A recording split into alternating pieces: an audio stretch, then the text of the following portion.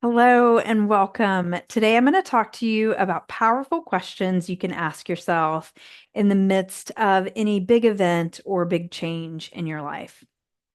So, I'm Missy Hughes. I'm a productivity coach. And if you like what you hear today, I encourage you to sign up for my free guide to getting started with change. You can find that in the comments. You can find that link in the comments of this video, and I'd love for you to go there. Um, Big events can lead us to a feeling of being sort of tossed about. They can feel like you're in a whirlwind. You can feel sort of ungrounded. And that kind of leads us to ask all of these questions. Where am I? What's happening? How do I go forward? I don't even know. And so I want to talk to you today about why we feel this way and about some questions that you can ask yourself that are going to help you navigate that feeling of whirlwind so that you can feel grounded, so that you can feel secure and connected to who you are and ready to look around you as well and go forward. So, why do we feel so unsettled in the midst of big events? The first reason is that we are creatures of habit. Our brains love to find patterns. They love it. They love to find routine. They love to make things automatic. So I don't have to think about when I put my left foot my when I put my right foot down, then my left foot follows. I don't have to think about how do I make my next foot move forward. I just pit, pat, move on down the road, right? So our brain has made walking automatic so that we can look around and see the environment that we're walking around.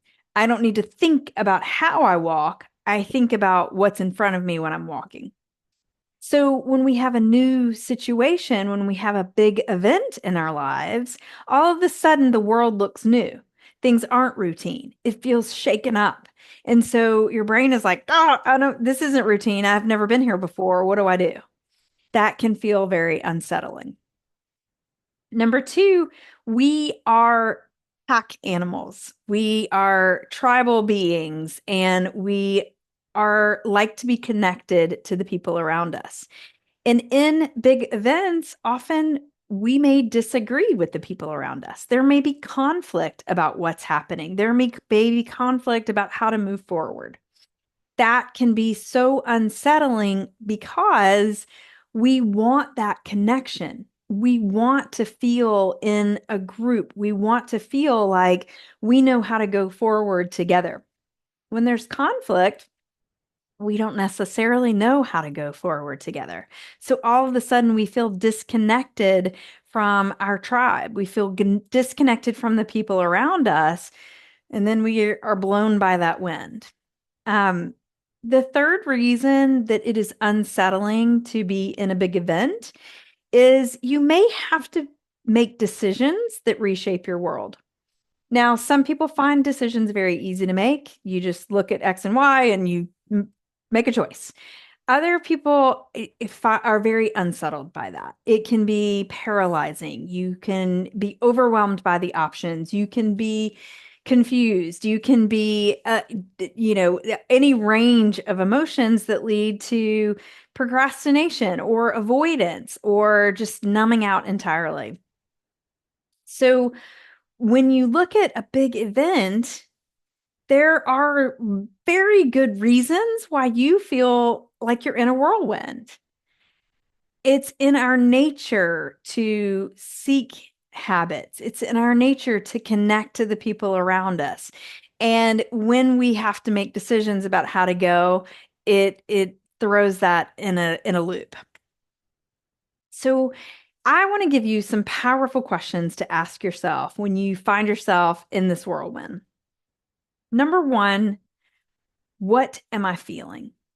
Am I feeling sad? Am I feeling angry? Am I feeling excited? Am I feeling hopeful? Am I feeling unhopeful? Am I feeling desolate? Am I feeling lonely? Am I feeling left out? Am I feeling whatever you are feeling? Identify that. And then ask yourself, Why am I feeling this way?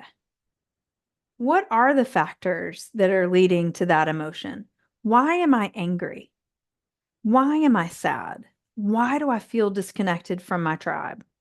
Why do I feel unsettled? Why do I feel this? What is happening? What are the key points that are leading me to feel this way? The next question is, do I agree with what I'm feeling? There are so many times where we think that, okay, because a feeling is uncomfortable, that it is somehow wrong. We don't like discomfort in our society. We don't want people to cry. We want to say, oh my gosh, don't cry. It's going to be okay. We want to soothe, right? We want to soothe ourselves. Oh my gosh, don't be angry. It's going to be okay. Oh my gosh, don't be sad. But truthfully, if something happens that you find that you feel a loss with, it makes so much sense to feel sad. It makes so much sense to feel a little lost. So, do you agree with what you're feeling? If you're feeling anger or bitterness, does it make sense? Because it doesn't necessarily have to follow that it serves you, right? That you may not want to stay there forever. And with any uncomfortable emotion, you don't want to stay there forever. But does it make sense while you're there? The reason that's so powerful is when you feel a hard emotion and you understand yourself why you feel that way, you really get to connect to yourself. But the next step I want to offer is also, is that all? Is that all that I'm feeling? Is that all that I'm thinking that leads me to that?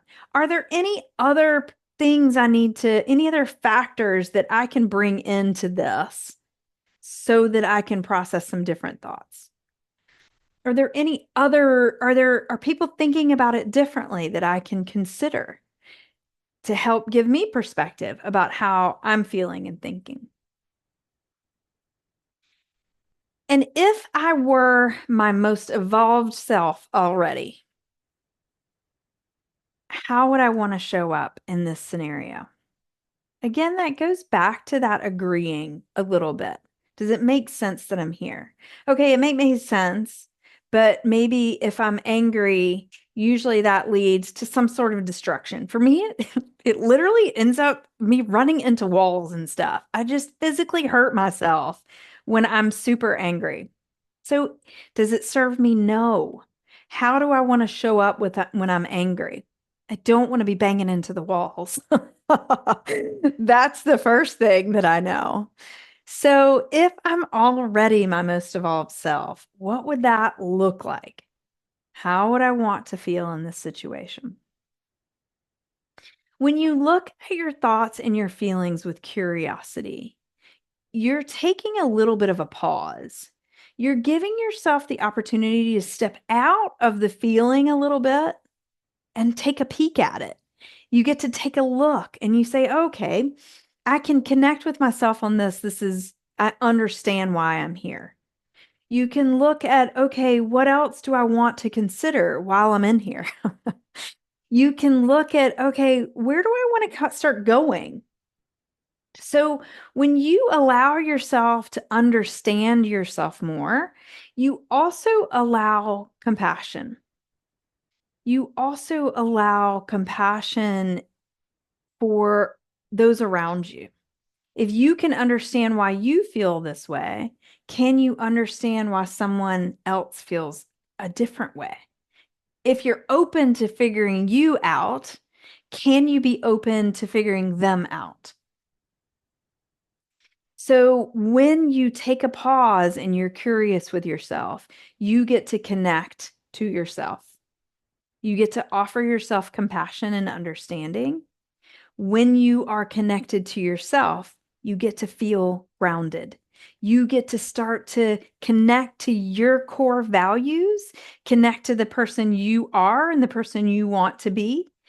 And then you get to go into the world feeling more grounded and more able to offer compassion, to offer understanding. And if compassion and understanding aren't there yet, can you offer curiosity? Can you offer the space to learn a little bit more about where are people coming from? Why is there conflict? Why is there a difference in my core values? If I believe my core values are similar to your core values, how is it we're getting to a different place? When we're curious about these things, we create connection. It doesn't mean we create agreement every time, we don't. But can we create connection? When we're connected, we are still in that ability to hold each other, to work in our tribe. So when you give yourself this pause, when you give yourself this opportunity for connection and compassion, you're not just reacting to the situation. When you give yourself this pause, you get to decide, what am I creating with this situation? How am I showing up? That's very different than being blown by the wind. That puts feet on the ground, and then you get to look out. So I hope that this has helped you feel a little bit more possible, like you can find your threads that will put your feet on the ground. Sometimes big events don't immediately end up with your feet on the ground. But can they end with a couple of question marks? Can they end with a little bit more understanding? That's the goal. Thank you so much for being here.